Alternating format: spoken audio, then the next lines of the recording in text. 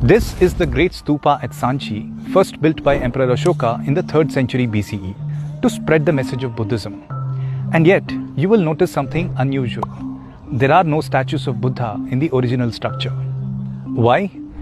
Buddhism is sometimes called an atheistic religion. During his lifetime, Buddha never called himself God, and he did not speak of praying to gods either. He just emphasized living a righteous life. So his earliest followers saw him as an enlightened teacher and never worshipped his image. In fact, for centuries after Buddha's death, it was forbidden to create idols or images of Buddha. So sculptors of the time used symbols to represent Buddha.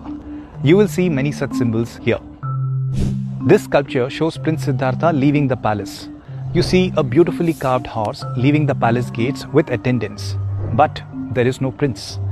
That invisible rider is the Buddha. The absence itself is the clue.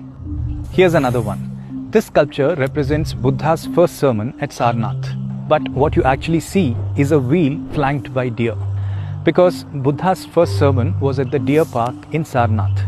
The wheel symbolizes the eightfold path that Buddha advocated. Then you have this, a throne placed beneath a Bodhi tree. It represents Buddha attaining enlightenment under a Bodhi tree at Bodh Gaya. For Buddhists, that empty seat marks the most important moment in history. You can also see sculptures of stupas on the stupa gateways. Those stupas are also representations of the Buddha.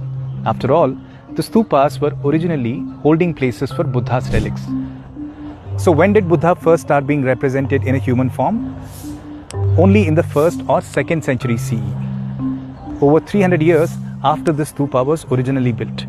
Those images were first created by the Gandhara artists in what is present-day Kandahar region of Afghanistan. In the 2nd and 1st centuries BCE, that region was ruled by the Indo-Greek kings. So the earliest images of Buddha were deeply influenced by Greco-Roman art. Around the same time, images of Buddha also independently evolved around Mathura, giving the form a distinctly Indian identity.